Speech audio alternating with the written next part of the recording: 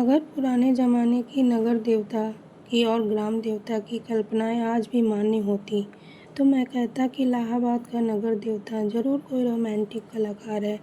ऐसा लगता है कि इस शहर की बनावट, गठन, जिंदगी और रहन सहन में कोई बंधे बंधाए नियम नहीं, कहीं कोई कसाव नहीं, हर जगह स्वच्छंद खुलाव, एक बिखरी हुई सी अनियमितता। बनारस की गलियों से भी पतली गलियां और लखनऊ की सड़कों से चौड़ी सड़कें, यॉर्कशायर और ब्राइटन के उपनगरों का मुकाबला करने वाले सिविल लाइन्स और दलदलों की गंदगी को मात करने वाले मोहल्ले। मौसम में भी कहीं कोई सम नहीं, कोई संतुलन नहीं। सुबह मलयजई, दोपहरे अंगारी तो शामें रेशमी। धरती ऐसी कि सहारा के रेगिस्तान की तरह बालू भी मिले, मालवा की तरह हरे भरे खेत भी मिले और ऊसर और पतरी की भी कमी नहीं। सचमुच लगता है कि प्रयाग का नगर देवता स्वर कुंजों से निर्वासित कोई मनमौजी कलाकार है, जिसके सृजन में हर रंग के डोरे हैं और चाहे जो हों, मगर इधर कौर कार्तिक तथा उधर बसंत के बाद और होली के बीच के मौसम से इलाहाबाद का वातावरण नैस्टिसियम और पैंजी के फूलों से भी ज़्यादा खूबसूरत और आम के बौरों की खुशबू से भी ज़्यादा महकदार होता है। सिविल लाइन्स हो या अल्फ्रेड पार्क, गंगा तट हो या खुसरू बाग, लगता है कि हवा एक नटखट दोशीजा की तरह कलियों के आंचल और लहरों के मिजाज से छेड़खानी करती चलती है। और अगर आप सर्दी से बहुत नहीं डरते तो आप जरा एक ओवरकोट डालकर सुबह सुबह घूमने निकल जाएं तो इन खुली हुई जगहों की फिजा इठलाकर आपको अपने जादू में बांध लेंगी। खास तौर से पॉप फटने के पहले तो आपको एक बिल्कुल नई अनुभूति होगी। बसंत के नए नए मौसमी फूलों के रंग से मुकाबला करने वाली हल्की सुनहरी बाल, सूर्य की अंगुलियां, सुबह की राजकुमारी के गुलाबी वक्ष पर बिखरे हुए भौराले केशों को धीरे धीरे हटाती जाती है और क्षितिज पर सुनहली तरुणाई बिखर जा पड़ती है। एक ऐसी ही खुशनुमा सुबह थी और जिसकी कहानी मैं कहने जा रहा हूँ वह सुबह से भी ज़्यादा मासूम युवक, प्रभाती गाकर फूलों को जगाने वाले देवदूत की तरह अल्फ्रेड पार्क के लॉन पर फूलों की सरजमी के किनारे किनारे घूम रहा था। कत्थई स्वेटपी के रंग का पश्मीने का लंबा कोट, जिसका एक कॉलर उठा हुआ था और दूसरे कॉलर में सरों की एक पत्ती बटन होल में लगी हुई थी, सफ़ेद मक्खन जीन की पतली पैंट और पैरों में सफ़ेद जरी की पेशावरी सैंडलें, भरा हुआ गोरा चेहरा और ऊंचे चमकते हुए माथे पर झूलती हुई एक रूखी भूरी लट। चलते चलते उसने एक रंग बिरंगा गुच्छा इकट्ठा कर लिया था और रह रहकर वह उसे सूंघ लेता था। पूरब के आसमान की गुलाबी पंखुड़ियाँ बिखरने लगी थी और सुनहरे सुनहरे पराग की एक बौछार सुबह के ताज़े फूलों पर बिछ रही थी। अरे सुबह हो गई, उसने चौंक कर कहा और पास की एक बेंच पर बैठ गया। सामने से एक माली आ रहा था। क्यों जी, लाइब्रेरी खुल गई? अभी नहीं बाबूजी, उसने जवाब दिया। वह फिर संतोष से बैठ गया और फूलों की पंखुड़ियाँ नोचकर नीचे फेंकने लगा।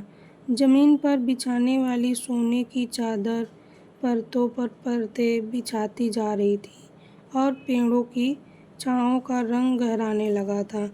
उसकी बेंच के नीचे फूलों की चुनी हुई पत्तियाँ बिखरी थीं और अब उसके पास सिर्फ एक फूल बाकी रह गया था। हल्के फालसई रंग के उस फूल पर गहरे व्यंजनी डोरे थे। हेलो कपूर, सहसा किसी ने पीछे से कंधे पर हाथ रखकर कहा। यहाँ क्या झक मार रहे हो सुबह सुबह? उसने मुड़कर पीछे देखा। आओ ठाकुर साहब आओ, बैठो यार, लाइब्रेरी खुलने का इंतज़ार कर रहा हूँ। क्यों, यूनिवर्सिटी लाइब्रेरी चाट डाली? अब इसे तो शरीफ लोगों के लिए छोड़ दो। हाँ हाँ हाँ, शरीफ लोगों के लिए छोड़ रहा हूँ। डॉक्टर शुक्ला की लड़की है ना, वह इसकी मेंबर बनना चाहती थी तो मुझे आना पड़ा। उसी का इंतज़ार भी कर रहा हूँ। डॉक्टर शुक्ला तो पॉलिटिक्स डिपार्टमेंट में हैं, नहीं गवर्नमेंट साइकोलॉजिकल ब्यूरो में। और तुम पॉलिटिकल में रिसर्च कर रहे हो, नहीं इकोनॉमिक्स में। बहुत अच्छे, तो उनकी लड़की को सदस्य बनवाने आए हो, कुछ अजब स्वर में ठाकुर ने कहा। छी, कपूर ने हंसते हुए कुछ अपने को बचाते हुए कहा, यार तुम जानते हो कि मेरा उनसे कितना घरेलू संबंध है। जब से मैं प्रयाग में हूँ उन्हीं के सहारे हूँ, और आजकल तो उन्हीं के यहाँ पढ़ता लिखता भी हूँ। ठाकुर साहब हंस पड़े। अरे भाई, मैं डॉक्टर शुक्ला को जानता नहीं क्या? उनका सा भला आदमी मिलना मुश्किल है। तुम सफाई व्यर्थ में दे रहे हो। ठाकुर साहब यूनिवर्सिटी के उन विद्यार्थियों में से थे जो बराए नाम विद्यार्थी होते हैं, और कब तक वे यूनिवर्सिटी को सुशोभित करते रहेंगे इसका कोई निश्चय नहीं। एक अच्छे खासे रुपये वाले व्यक्ति थे, और घर के ताल्लुकेदार, हंसमुख, फफ्तिया कसने में मज़ा लेने वाले, मगर दिल के साफ, निगाह के सच्चे बोले। एक बात तो मैं स्वीकार करता हूँ कि तुम्हारी पढ़ाई का सारा श्रेय डॉक्टर शुक्ला को है। तुम्हारे घर वाले तो कुछ खर्चा भेजते नहीं। नहीं, उनसे अलग ही होकर आया था। समझ लो कि उन्होंने किसी न किसी बहाने मदद की है। अच्छा आओ, तब तक लोटस पॉन्ड तक ही घूम लें, फिर लाइब्रेरी भी खुल जाएगी। दोनों उठकर एक कृत्रिम कमल सरोवर की ओर चल दिए, जो पास ही में बना हुआ था। सीढ़ियाँ चढ़कर ही उन्होंने देखा कि एक सज्जन किनारे बैठे कमलों की ओर एकटक देखते हुए ध्यान में तल्लीन है। छिपकली से दुबले पतले बालों की एक लट माथे पर झूमती हुई। कोई प्रेमी है या कोई फिलॉसफर है, देखा ठाकुर? नहीं यार, दोनों से निकृष्ट कोटि के जीव हैं। ये कवि हैं, मैं इन्हें जानता हूँ। ये रविंद्र बिसरिया हैं, एमए में पढ़ता है। आओ मिलाएं तुम्हें। ठाकुर साहब ने एक बड़ा सा घास का तिनका तोड़कर पीछे से चुपके से जाकर उसकी गर्दन गुदगुदाई। बिसरिया चौंक उठा, पीछे मुड़कर देखा और बिगड़ गया। यह क्या बदतमीजी है ठाकुर साहब? मैं कितने गंभीर विचारों में डूबा था, और सहसा बड़े विचित्र स्वर में आंखें बंद कर बिसरिया बोला, आह कैसा मनोरम प्रभात है। मेरी आत्मा में घोर अनुभूति हो रही थी। कपूर बिसरिया की मुद्रा पर ठाकुर साहब की ओर देखकर मुस्कुराया और इशारे में बोला, है यार सगल की चीज़, छेड़ो जरा।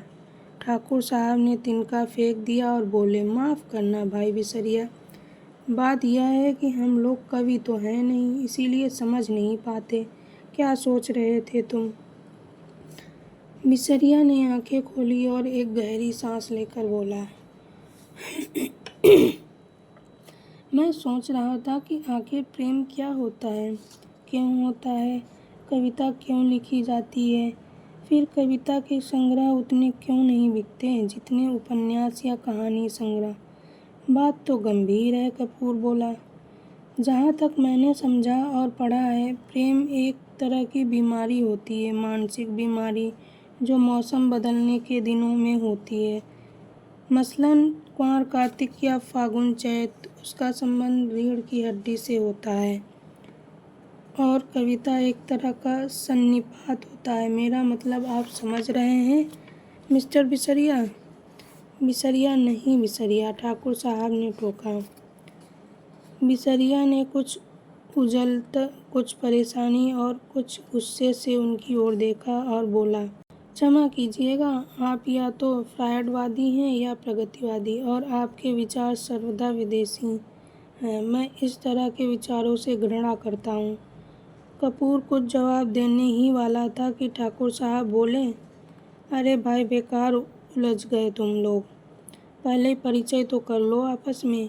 ये हैं श्री चंद्र कुमार कपूर, विश्वविद्यालय में रिसर्च कर रहे हैं, और आप हैं श्री रविंद्र बिसरिया, इस वर्ष एमए में बैठ रहे हैं, बहुत अच्छे कवि हैं।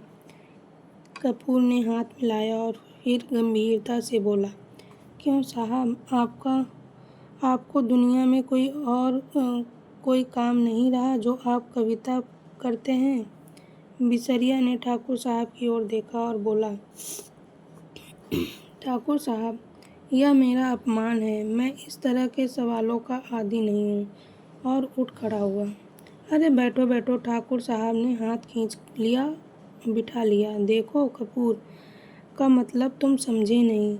उसका कहना यह है कि तुम में इतनी प्रतिभा है कि लोग तुम्हारी प्रतिभा का आदर करना नहीं जानते। इसलिए उन्होंने सहानुभूति में तुमसे कहा कि तुम और कोई काम क्यों नहीं करते, वरना कपूर साहब तुम्हारी कविता के बहुत शौकीन हैं, तुमसे बराबर तारीफ करते हैं।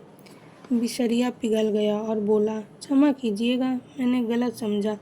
अब मेरा कविता संग्रह छप रहा है, मैं आपको अवश्य भेंट करूँगा। और फिर बिसरिया ठाकुर साहब की ओर मुड़कर बोला, अब लोग मेरी कविताओं की इतनी मांग करते हैं कि मैं परेशान हो गया हूँ। अभी कल त्रिवेणी के संपादक मिले, कहने लगे अपना चित्र दे दो। मैंने कहा कि कोई चित्र नहीं है, तो पीछे पड़ गए। आखिरकार मैंने आइडेंटिटी कार्ड उठाकर दे दिया। वाह, कपूर बोला, मान गए आपको हम। तो आप राष्ट्रीय कविताएं लिखते हैं या प्रेम की? जब जैसा अवसर हो, ठाकुर साहब ने जड़ दिया। वैसे तो यह वॉरफ्रंट का कवि सम्मेलन, शराबबंदी कॉन्फ्रेंस का कवि सम्मेलन, शादी ब्याह का कवि सम्मेलन, साहित्य सम्मेलन का कवि सम्मेलन, सभी जगह बुलाए जाते हैं। बड़ा यश है इनका। बिसरिया ने प्रशंसा से मुग्ध होकर देखा, मगर फिर एक गर्व का भाव मुंह पर लाकर गंभीर हो गया। कपूर थोड़ी देर चुप रहा, फिर बोला, तो कुछ हम लोगों को भी सुनाइए ना। अभी तो मूड नहीं है, बिसरिया बोला। ठाकुर साहब बिसरिया को पिछले 5 सालों से जानते थे। वे अच्छी तरह जानते थे कि बिसरिया किस समय और कैसे कविता सुनाता है। अतः बोले, ऐसे नहीं कपूर, आज शाम को आओ, जरा गंगा जी चले, कुछ बोटिंग रहे, कुछ खाना पीना रहे, तब कविता भी सुनना। कपूर को बोटिंग का बेहद शौक था। फौरन राजी हो गया और शाम का विस्तृत कार्यक्रम बन गया। इतने में एक कार उधर से लाइब्रेरी की ओर गुजरी। कपूर ने देखा और बोला, अच्छा ठाकुर साहब, मुझे तो इजाज़त दीजिए, अब चलूँ लाइब्रेरी में। वो लोग आ गए। आप कहाँ चल रहे हैं? मैं ज़रा जिम खाने की ओर जा रहा हूँ। अच्छा भाई, तो शाम को पक्की रही?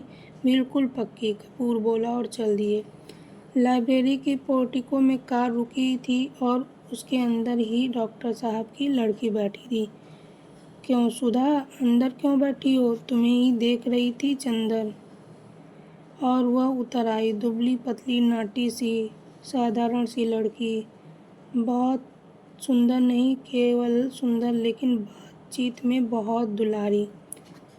चलो अंदर चलो, चंदर ने कहा।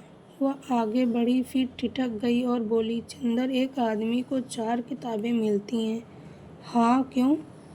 तो उनसे बड़े भोलेपन से मुस्कुराते हुए कहा, तो तुम अपने नाम से मेंबर बन जाओ और 2 किताबें हमें दे दिया करना, बस, ज़्यादा का हम क्या करेंगे। नहीं, चंदर हंसा, तुम्हारा तो दिमाग खराब है, खुद क्यों नहीं बनती मेंबर? नहीं, हमें शर्म लगती है। तुम बन जाओ मेंबर हमारी जगह पर। पगली कहीं की, चंदन ने उसका कंधा पकड़कर आगे ले चलते हुए कहा। वाह रे शर्म, अभी कल ब्याह होगा तो कहना हमारी जगह तुम बैठ जाओ। चंदर कॉलेज में पहुंच गई। लड़की अभी शर्म नहीं छूटी इसकी, चल अंदर। और वह हिचकती, ठिठकती, झेपती और मुड़ मुड़ कर चंदर की ओर रूठी हुई निगाहों से देखती हुई अंदर चली गई। थोड़ी देर बाद सुधा 4 किताबें लादे हुए निकली। कपूर ने कहा, लाओ मैं ले लूँ। तो बांस की पतली टहनी की तरह लहराकर बोली, सदस्य मैं हूँ, तुम्हें क्यों दूँ किताबें? और जाकर कार के अंदर किताबें पटक दी। फिर बोली, आओ बैठो चंदर, मैं अब घर जाऊँगा। यह देखो। और उसने भीतर के से कागज़ों का एक बंडल निकाला और बोली, देखो, यह पापा ने तुम्हारे लिए दिया है। लखनऊ में कॉन्फ्रेंस है ना, वहीं पढ़ने के लिए यह निबंध लिखा है उन्होंने। शाम तक यह टाइप हो जाना चाहिए। जहाँ संख्याएं हैं वहाँ खुद आपको बैठकर बोलना होगा, और पापा सुबह से ही कहीं गए हैं, समझे जनाब? उसने बिल्कुल अल्हड़ बच्चों की तरह गर्दन हिलाकर शौक स्वरों में कहा। कपूर ने बंडल ले लिया और कुछ सोचता हुआ बोला, लेकिन डॉक्टर साहब का हस्तलेख इतने पृष्ठ शाम तक कौन टाइप कर देगा? इसका भी इंतजार है। और अपने ब्लाउज में से एक पत्र निकाल कर चंदर के हाथ में देती हुई बोली, यह कोई पापा की पुरानी ईसाई छात्रा है, टाइपिस्ट। इसके घर में तुम्हें पहुंचाए देती हूँ। मुखर्जी रोड पर रहती है। यह उसी के यहाँ टाइप करवा लेना और यह खत उसे दे देना। लेकिन अभी मैंने चाय नहीं पी। समझ गए? अब तुम सोच रहे होगे कि इसी बहाने सुधा तुम्हें चाय भी पिला देगी। सो मेरा काम नहीं है जो मैं चाय पिलाऊं, पापा का काम है यह। चलो जाओ। चंदर जाकर भीतर बैठ गया और किताबें उठाकर देखने लगा। अरे, चारों कविता की किताबें उठा लाई। समझ में आएगी तुम्हारे? क्यों सुधा? नहीं, चिढ़ाते हुए सुधा बोली, तुम कहो, तुम्हें समझा दे। इकोनॉमिक्स पढ़ने वाले क्या जाने साहित्य। अरे, मुखर्जी रोड पर ले चलो ड्राइवर। चंदर बोला, इधर कहाँ चल रहे हो? नहीं, पहले घर चलो। सुधा बोली, चाय पी लो तब जाना। नहीं, मैं चाय नहीं पीऊँगा। चंदर बोला, चाय नहीं पीऊँगा? वाह वाह। सुधा की हंसी में दुधिया बचपन झलक उठा। मुँह तो सूख कर गोभी हो रहा है, चाय नहीं पिएंगे। बंगला आया तो सुधा ने महाराजिन से चाय बनाने के लिए कहा और चंदर को स्टडी रूम में बिठाकर प्याले निकालने के लिए चल दी। वैसे तो यह परिवार चंद्र कपूर का अपना हो चुका था। जब से वह अपनी माँ से झगड़कर प्रयाग भाग आया था पढ़ने के लिए, यहाँ आकर बीए में भर्ती हुआ था और कम खर्च के ख्याल से चौक में एक कमरा लेकर रहता था। तभी डॉक्टर शुक्ला उसके सीनियर टीचर थे और उसकी परिस्थितियों से अवगत थे। चंदर की अंग्रेजी बहुत ही अच्छी थी और डॉक्टर शुक्ला उससे अक्सर छोटे छोटे लेख लिखवाकर पत्रिकाओं में भिजवाते थे। उन्होंने कई पत्रों के आर्थिक स्तंभ का काम चंदर को दिलवा दिया था और उसके बाद चंदर के लिए डॉक्टर शुक्ला का स्थान अपने संरक्षक और पिता से भी ज़्यादा हो गया था। चंदर शर्मीला लड़का था, बेहद शर्मीला। कभी उसने यूनिवर्सिटी के वजीफे के लिए भी कोशिश न की थी, लेकिन जब बीए में वह सारी यूनिवर्सिटी में सर्वप्रथम आया तब स्वयं इकोनॉमिक्स विभाग ने उसे यूनिवर्सिटी के आर्थिक प्रकाशनों का वैतनिक संपादक बना दिया था। एमए में भी वह सर्वप्रथम आया और उसके बाद उसने रिसर्च ले ली। उसके बाद डॉक्टर शुक्ला यूनिवर्सिटी से हटकर ब्यूरो में चले गए थे।